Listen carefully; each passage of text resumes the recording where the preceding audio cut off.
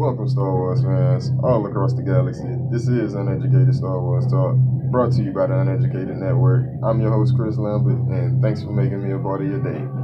So I'm finally able to do my Thrawn alliances. This is just gonna be my first thought. I'm like halfway through it, back to the point I was when I first started it and everything. And I love this book so far. It's not, I don't know if I like it better than the first Thrawn book, but that's yet to be seen. We'll see when I get to the end of it, and I will let y'all know on my next spoiler review of it. But it is great so far. It is what I thought it would be with the Vader and Thrawn back and forth. Even even Thrawn and Anakin's back and forth. Those are some great moments throughout the book. And only thing I don't like about the book so far is Padme scenes and her scenes seem to pick up a little bit more towards the middle of the book. They seem a little bit more interesting when she meets who she meets.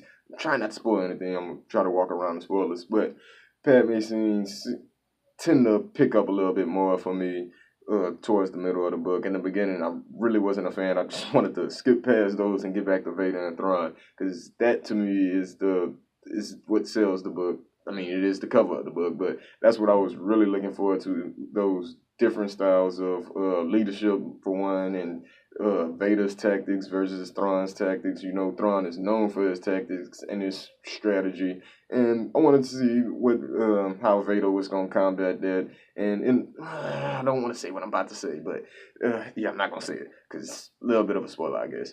But like I said, it's a great book so far. Anakin and Thrawn, those scenes are very fun as well. Timothy Zahn, great job with this book. He might be reprising himself as one of the top writers in Star Wars right now. I think Claudia Gray truly has that mark right now. She's the GOAT right now. But Timothy Zahn, with those Legends books, adding on with these last two Thrawn books, I think Timothy Zahn is back at it and back to reclaim his title. Maybe he was the best back in when he was doing his Legends books, his Heir to the Empire series and everything. So he's reprising himself as one of the best Star Wars writers. And this book I love it so far. Like I said, I don't know if I love it as much as the first Thrawn book, but I was super excited for what I thought the book would be, and it turns out the book is just that. And I'm having a blast going through it so far, and I can't wait to get to the end to see what's really going on. Like I said, I'm not gonna spoil anything here. This is just my first thoughts, and my first thought is that this book's freaking awesome, and really recommend it to anybody, even if you just on the fence about it, don't know too much about Thrawn or anything, and you don't truly have to read the first Thrawn book to catch up with this one. It's like a separate story and everything, and like I say, I'm a big Grand Admiral Thrawn fan, so maybe I'm a bit biased, but I don't care. The book is still to me one of the best books.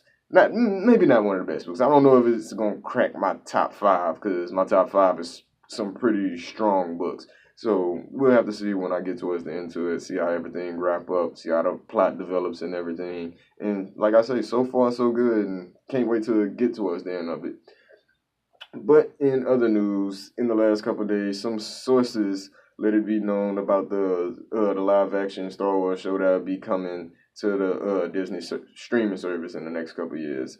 And we learned that it's the most expensive TV show in history, having a budget of $100 million. And we kind of knew it would be pretty expensive being a Star Wars show. Lucasfilm would have had to put a lot of big money into it just to give it that Star Wars feel, just to make the special effects and everything hit the way they should in a Star Wars show, movie, or anything, just to give the fans what they like and everything. Because one thing I was worried about when I heard they was doing a live action show was the budget. Like, will it be able to give us that movie feel and everything? Because I already know TV shows don't spend nearly as much money on their episodes and series as much as movies. But it seems like they're doing their due diligence and giving the series the money it needs. From what I hear, the source said it would be like a 10 or 12 episode series so far. I'm super excited because from what they said, it'll be heavy on Mandalore. I don't know if it's going to be all about Mandalore. Like, who knows? Like I said, this was an unknown source.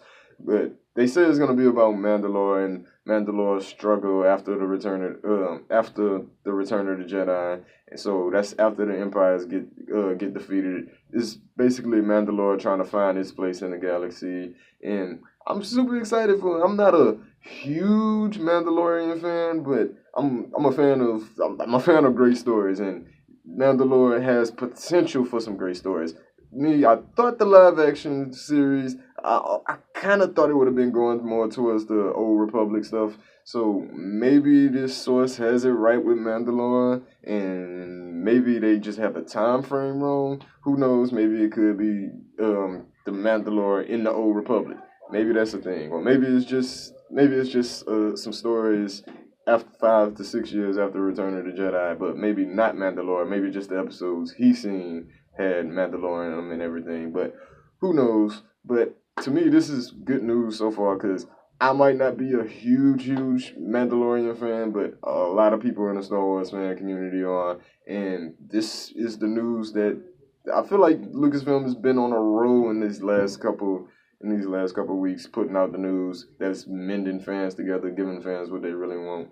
So we'll have to see. Like I say, good news so far. It has a big budget, so they're able to do the special effects how they want. It's in a newer time frame. They're getting out of the rebellion time frame, so that's great to hear. Because Lord knows they had too many, not too many, but they have a lot of stories in between episode 3 and 4.